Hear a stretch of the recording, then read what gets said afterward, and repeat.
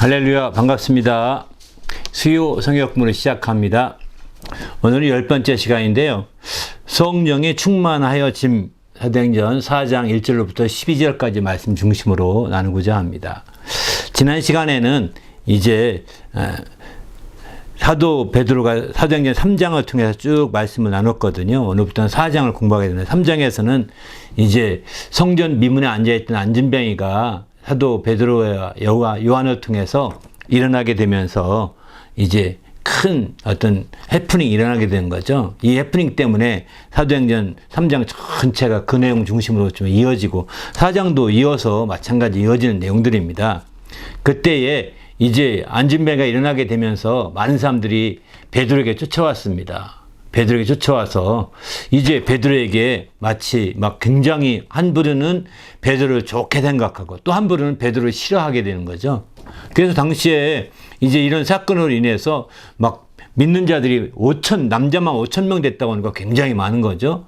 그런데 이에 반면에 싫어하는 자도 있었다고 했습니다. 바리새인이나 서기관들이나 또 그 관원들은 싫어하게 되는 거죠. 이렇게 해서 마침내 이제 그 두 부류가 갈라졌는데, 이때에 어떤 한 부류, 그 좋아하는 부류 사람들은 막 베드로를 막 너무 경외하는 모습으로 보니까 베드로가 말합니다. 이건 개인의 능력이나 경건함으로 이렇게 고친 것이 아니다. 나에게는 예수 그리스도 이름으로 된 것이지 내 어떤 능력이나 내 경건함으로 이 사람을 이렇게 고친 것이 아니다라고 강력하게 부인하게 되는 거죠. 반면에 이제 이렇게 부인하면서 반면에 이제 싫어하는 사람들은 오히려 베드로가 더 막 이렇게 해서 사람들을 끌고 몰까봐 막 한쪽으로 밀어붙이고 막 그 옥에 가두기도 하고 막 핍박하는 겁니다. 이렇게 하게 되니까 이제 베드로가 그들에게 말하는 거죠. 오늘 본문의 내용은 이제 그런 내용들입니다. 그 베드로가 이제 그렇게 될 때 그들에게 하는 말인 거죠. 바로 그렇게 해서 이제 베드로가 이 사건을 통해서 일어났던 일들 3장을 통해 쭉 다루게 되는데, 그러면서 이제 특별히 많은 사람들이 이 일로 인해서 믿게 됐을 때 그들에게 말합니다. 너희가 각각 회개하여서 이제 죄 없이함을 받으라. 그러면 하나님 앞에서 주님으로부터 이제 유쾌하게 되는 날, 다시 말해서 새롭게 되는 날이 이제 오게 될 것이다 라고 이렇게 말하게 되는 거죠.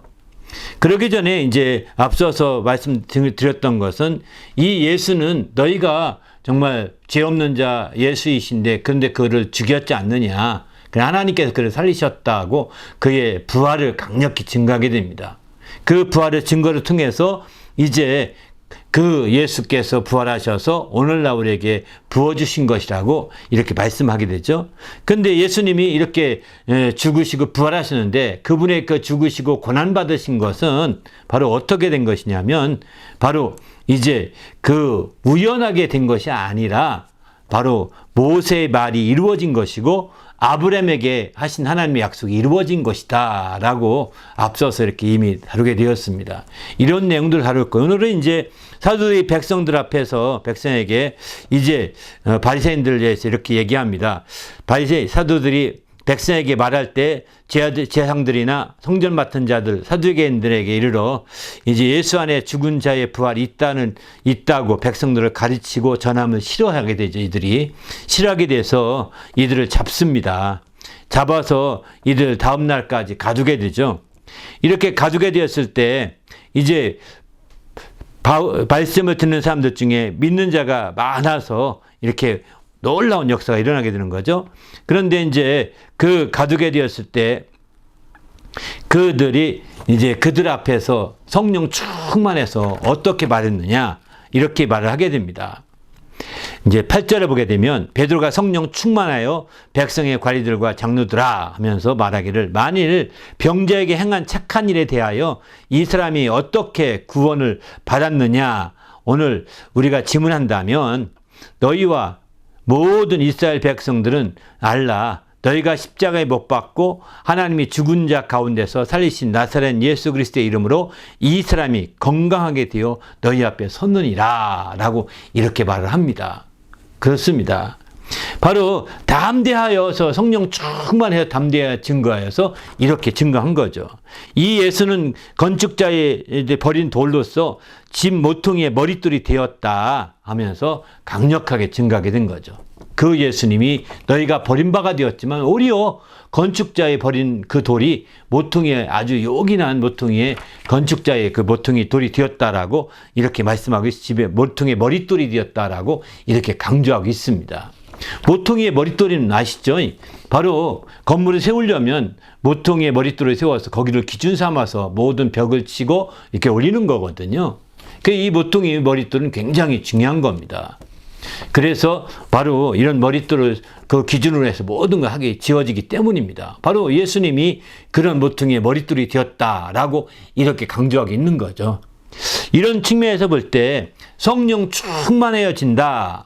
성령에 충만하여짐이라는 이 말씀의 제목을 삼았는데 이렇게 성령 충만해야 되면 이제 어떻게 되느냐 하는 말씀에 오늘 초점 두고 나누려고 합니다. 베드로가 이렇게 이제 안진병을 일으키고 성령 충만해서 그들을 잡아갔을 때 그들 앞에 외쳤던 얘기 중심으로 얘기하는데 바로 성령 충만하게 되면 어떻게 되느냐? 이제 무엇보다 중요한 것은 성령 충만해지면 사사로운 유익을 구하지 않는다는 겁니다. 사적인 유익을 구하지 않고 이제 공적인 차원에서의 유익을 구하게 되는 거죠. 사적인 유익을 구해서 성령 충만하다면서 개인의 사복을 채운다고 한다면 이건 성령 충만한 거 아닙니다. 욕심이 충만한 거죠. 성령 충만하게 되면 베드로처럼 이렇게 예수 그리스도에 대해 증거하게 되는 겁니다. 왜냐하면 성령이 임하시게 되면 성령께서 나를 증거한다고 하셨거든요. 바로 요한복음 15장 26절 보게 되면은 이제 아버지께로부터 너희에게 보내사 곧 아버지께로부터 나오신 진리의 성령이 오실 때에 그가 나를 증언하실 것이요 이렇게 말하거든요. 성령이 예수를 증언하시게 되거든요. 예수에 대해 성령이 증거하신다는 겁니다. 바로 성령 충만하게 되면 너무나 자연스럽게 예수를 증거하는 방향으로 나가게 되는 거죠. 이게 공적인 방향입니다. 성령 충만하게 되면 어떤 예언에서 돈 버는 것이 아니라 성령 충만하게 되면 예수를 더 증거하고 예수를 더 전하고 예수를 위하여 헌신하게 되는 거죠. 이게 바로 성령 충만해질 때 나타난 대표적인 현상이거든요. 그런데 세상은 성령 충만함을 핑계대서 돈 벌고 성령 충만함을 핑계대서 이적과 표적을 나타내면서 그게 돈벌이 수단이 되는 사람이 얼마나 많습니까? 그런 사람들은 다 타락을 합니다. 그런 사람들은 끝까지 나가지 못하고 다 타락합니다. 왜? 잘못된 방향이 되니까 타락하게 되는 거죠. 오늘 얼마나 많은 능력사역자들이 이렇게 타락했습니까? 그들은 성령 충만해서 말씀을 전한다고 말을 합니다. 그런데 그들이 타락한 이유는 뭘까요? 성령 충만함으로 돈 버는 겁니다. 성령 충만함으로 착복하는 겁니다. 성령 충만함으로 자기 이익을 챙기는 겁니다. 자기 유익을 챙기는 겁니다. 이거는 성령 충만한 방향으로 나가고 있지 않은 거죠. 겉으로는 성령 충만한 것처럼 보일지 모르겠지만 실제로는 욕심을 발휘하고 있는 것이죠. 그러면 그들이 성령에 잘못됐다. 성령에 그들이 욕심 때문에 잘못 이끌려 미혹받은 것일 뿐이지 성령의 충만함이 아니고 거짓말이다. 이렇게 말할 수는 없다고 봅니다. 그러나 그들이 성령 충만해서 한때는 주의 뜻대로 이렇게 예수를 증거하고 공적인 사역이 앞장섰지만 성령 충만함이 욕심 점점 이제 사적인 이익을 추구하면서 욕심으로 치우쳐감으로 미혹받게 되는 것이죠. 그 결과 이제 정말 타락한 금전 문제나 여자 문제나 이성 문제나 이렇게 다 타락해 가는 겁니다. 안타깝죠. 우리 모두가 주님 안에서 성령 충만해짐으로 정말 예수 그리스도를 바로 증거하시기 바랍니다. 왜? 성령께서 진리의 성령 오시면 그가 나를 증거한다고 했거든요. 성령 충만한 결과는 예수를 증거하게 되어 있습니다. 당신이 성령 충만합니까? 아닙니까? 기준은 내 입에서 예수가 바로 계속해서 증거되고 있느냐, 아니면 인간적인 꼼수가 생각나고 그런 것들을 염두에 두면서 하느냐, 그 차이인 거죠. 당신이 만약에 후자라면 오염되어 있는 겁니다. 당신도 몇 날이 못 뛰어서 미혹받게 될 것이고 마침내는 욕심에 끌려서 마침내 타락할 수밖에 없을 것입니다. 바로 그러기 때문에 성령 충만해야 되는 거죠. 여기 오늘 본문도 보게 되면 이제 베드로가 성령 충만해서 증거하지 않습니까? 바로 이 병을 고친 이것은 바로 내가 한 것이 아니고 너희가 못 박은 그 예수 그리스도, 그를 하나님이 죽은 자를 살리신 나사렛 예수 그리스도 이름으로 이렇게 건강함을 얻게 된 것이다 라고 이렇게 말하고 있는 거죠. 건강함을 얻은 거라는 겁니다. 바로 너희가 못 박아서 죽였던 그 나사렛 예수 그리스도, 그를 죽은 자까지 살리신 그의 이름으로 이렇게 이 사람이 건강함을 입은 것이다 라고 증거하면서 이 나사렛 예수 그리스도는 어떻게 됐느냐? 그분이 바로 건축자의 머릿돌이 되었다. 그래서 마침내 모퉁이의 머릿돌처럼 건축자의 버린 돌이었지만, 버린 돌처럼 버려진 바가 되었지만 모퉁이의 머릿돌이 되어서 이렇게 건축의 모든 믿음을 건축하는데 기준하는 돌이 되었다라고 이렇게 강조하고 있는 거죠. 바로 그래서 다른 이로서는 구원받지 못한다. 이렇게 12절에 이렇게 말하죠. 다른 사람으로는 구원받을 수 없다는 겁니다. 오직 천하 사람 중에 구원받을 만한 다른 이름을 우리에게 주신 일이 없고 오직 예수 그리스도 이름으로 우리가 구원받게 된다라고 이렇게 강력하게 증언하고 있는 거죠. 그렇습니다. 우리가 바로 구원받은 것은 우리가 바로 성령 충만한 결과 우리가 구원받게 되는데 그 구원받은 것은 예수 그리스도의 이름으로 구원받았다는 거죠. 바로 그 예수 그리스도의 이름으로 이 사람도 성하게 된 것이고요. 근데 그 예수 그리스도는 어떤 분이냐? 너희가 못 박아 십자가 못 박아 죽였지만 하나님이 그를 살리셨다. 그래서 마침내 그가 왜 살리셨을까요? 죄가 없으시니까 살리신 거죠. 그래서 그 부활하신 예수님을 증거하고 있는 것이죠. 그분의 이름이 이 사람을 성하게 한 것이다 라고 강력하게 이렇게 말씀하고 있습니다. 그렇습니다. 이렇게 우리가 믿음 생활하면서 정말 확실하게 죄의 은혜로 확실하게 돼야 되겠다는 생각을 합니다. 그게 바로 아주 중요한 것이 아닌가 이런 생각을 해보게 됩니다.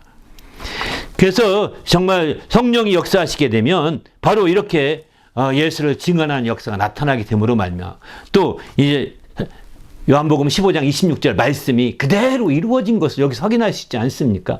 26절에 보게 되면 이렇게 말, 너희도 처음부터 나와 함께 있었으므로 증언하느니라 이렇게 말하죠. 너희도 처음부터 나와 함께 있었기 때문에 나를 증언하게 될 거다라고 말하고 있습니다. 바로 이렇게 베드로가 증언하셨던 것도 예수께서 이미 정말 돌아가시기 전에 예언했던 그 말씀이 그대로 이루어지고 있는 거죠. 성취되고 있는 겁니다. 그래서 우리가 믿음 생활을 하면서 예수 그리스도의 이와 같은 놀라운 역사를 다시 한번 되새겨 보는 거죠. 이게 바로 다 성령 충만한 기준이에요. 우리가 성령 충만한, 제대로 성령 충만한지 아닌지를 한번 보시기 바랍니다. 제대로 성령 충만하다면 우리가 예수 그리스도를 증언하고 증거하고 그의 부활과 고난을 나타내고 전하게 될 것입니다. 바로 복음을 전하는 거죠. 그러나 성령 충만치 않게 되면 이것이 부담스러울 것입니다. 당신이 겉보기에는 성령 충만한 사람처럼 허세를 부릴지 모르겠지만 성령 그것은 허세일 뿐이요. 당신이 복음을 제대로 증거하지 못하고 이렇게 말씀 예수 그리스도 제대로 증거하지 못하면 성령 충만하기보다는 그저 겉모양만 그럴듯하게 보인 것뿐이죠. 성령 충만하면 이렇게 예수 그리스도를 바르게 증거할 수 있게 됩니다. 우리도 주님 안에서 이렇게 성령 충만해서 예수 그리스도를 증거할 수 있는 귀한 주님의 성도가 되시기를 예수님의 이름으로 축원합니다. 할렐루야. 그래서 여기서 우리가 생각해 볼 때 천하 사람 중에 구원받을 만한 다른 이름을 우리에게 주신 일이 없다. 이렇게 단언하지 않습니까? 바로 그렇습니다. 예수 그리스도의 이름은 우리가 정말 유일하게 구원받을 만한 이름이에요. 그래서 주의 이름을 부르는 자들은 구원을 얻으리라 이렇게 말씀하고 있는 거거든요. 여기서 주의 이름을 부른다고 할 때 한번 주여 이렇게 해서 구원받는 뜻이 아닙니다. 그분을 우리의 진정한 주님으로 모시고 그분이 없으면 살 수 없다고 고백하면서 그분의 이름을 부르면서 그분에게 구하는 자들이 구원받는 것이지. 예? 주여 알아서 해주세요. 내가 주여 이름 불렀으니까 구원해 주세요.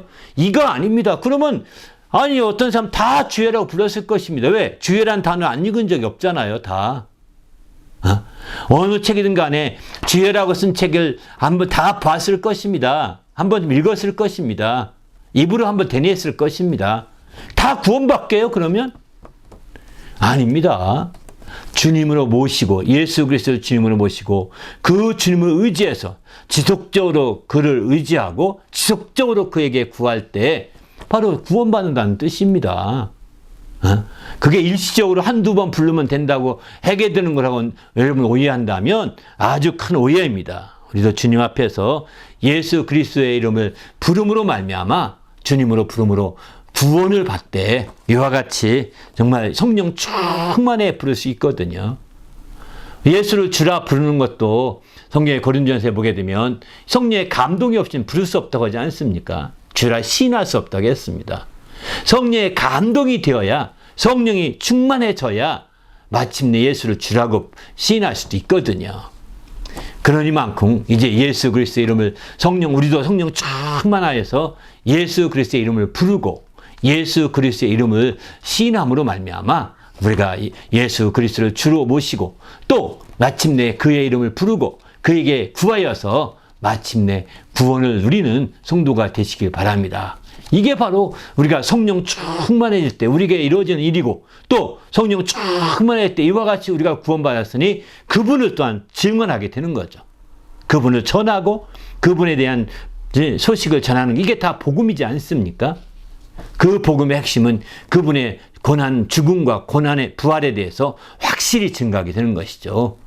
그리고 마침내 우리가 그 증거를 통해 구원받게 되는 거예요. 그래서 왜 이게 그분의 죽음과 부활이 왜 중요하냐? 로마서 10장 10절에 보게 되면 이렇게 말씀하시죠. 바로 예수를 주로 시인하고 그렇게 표현하죠. 그리고 죽은 자 가운데서 살아나신 것을 마음으로 믿으면 구원을 받는다고 하지 않습니까? 마음으로 믿어 의에 이르고 입으로 신하여 구원받는다고 하지 않습니까? 그러기에 우리가 이제 성령 충만해서 정말 이와 같이 구원도 받으시고 성령 충만해서 예수 그리스도를 증언하는 귀한 주의 성도가 되시기를 예수님의 이름으로 축원합니다. 할렐루야. 오늘 말씀 생각하며 기도할 때 오늘은 성령에 충만하여 성령 인도하심을 받아서 온전히 예수 그리스도를 증언할 수 있도록 또 성령 충만하여 공적인 측면에서 예수 그리스도의 고난과 부활을 믿고 증언할 수 있도록 이 두 가지를 놓고 합심해서 간절히 기도하겠습니다.